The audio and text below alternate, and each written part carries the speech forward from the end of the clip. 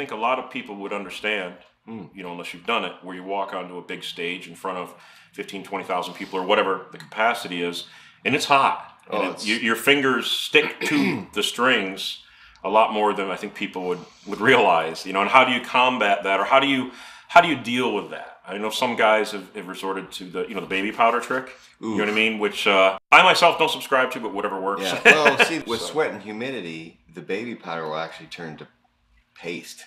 You know what I mean? Yep. I just sometimes I wear the back of the neck off, like the glaze part, the sticky part of gloss, the gloss part. You start sweating, it sticks. Yeah, exactly. Your hand sticks. Exactly. So if you take some SOS powder or really fine steel wool, that steel kind of wool, thing. Yep. Right. Take it down.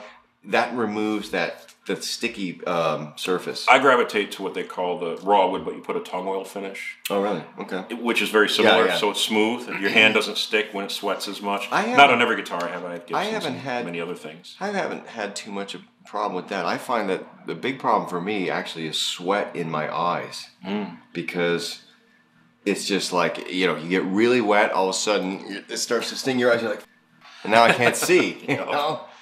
Yeah, that's not a good thing when you're on stage. No, it's not a good thing. It's not a good thing. On top of the burning. And these summer shows especially have been a lot more wet than indoor in the usual tour, Amen. Been on a few of them, and it's been hot. It's all part of it, though. We're tipping 102, I think, on the heat index today. It's so hot, but you know what? That's part of I love this tour. This Mayhem tour is fantastic. We call this the vacation tour. Nice. All the other tours are kind of like, arenas, indoors. We're either parked out in the parking lot and it's a nighttime show. People don't start showing up until the sun's going down. And it's kind of like informal like that. This is kind of like an all-day pool party minus the pool. That's true. Yeah. Minus the pool. But it's great. I mean, people start showing up at 10:30, 11 o'clock. There's all kinds of activity in the parking lot. People are jamming songs, drinking beers, getting ready to come in. They come in. There's bands playing. There's 2 or 3 side stages this year, off in parking lot B. It's a great tour because it's a great day. So what made you tackle 2 records at the same time?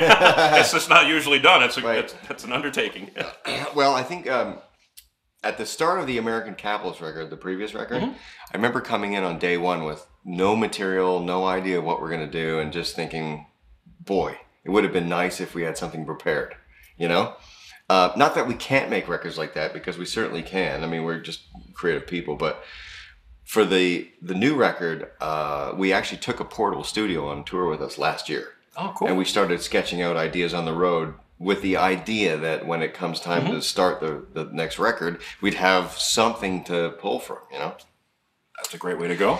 Turns out that we had sketches of 8 or 9 songs. So those got tracked quite quickly. So within a 2-week period, we're already looking at having maybe 9 songs ahead of the game. Semi-completed, right? Yeah. So so then we thought, well, geez, we're kind of ahead of schedule. We should probably just continue to write. In a perfect world, you would always overwrite for a record and then sort of whittle it down to the best batch. Cherry pick the best songs. Exactly. Yep. And so we continued to write, and we have such a good working relationship with our producer that there's a system that we're now used to that we've sort of refined. And we got to the point where we're almost at 20 songs, and we were like, I think we like all of the stuff. I mean, there isn't an obvious stinker batch. You know what I mean? Yeah. Throwaways, B-sides. Right. So we thought, well, geez, maybe we could do a double record. So the conversation then turned to, like, let's put 2 records out on the first day, much like the Guns N' Roses. Use Your Illusion. Use Your Illusion 1 and 2 on the same day, 2 independent records. And we thought, that's kind of cool. It makes a statement. Nobody does that anymore. So that was the original idea, was to have the title, The Wrong Side of Heaven and The Righteous Side of Hell, would span both CD phases. You see what I'm saying? Yeah, that makes sense. And then they would sort of complete as one package. the label and the management team were begging us, please don't release them on the same day. It makes our job a nightmare. I would imagine. So, after a few conversations, we decided, okay, well, let's set it up a little different. Let's stagger it. So the first volume comes out July 30th. The second volume will be out, like I said, sometime in November. We don't have a hard release date. God bless you. That's a lot of work. Well, yeah, it is a lot of work. It's when you're making records, there's a level of intensity that you have to maintain for 8 months, 9 months. You have to be on your A game the whole time. Yeah, it's actually stressful. I don't know if people understand.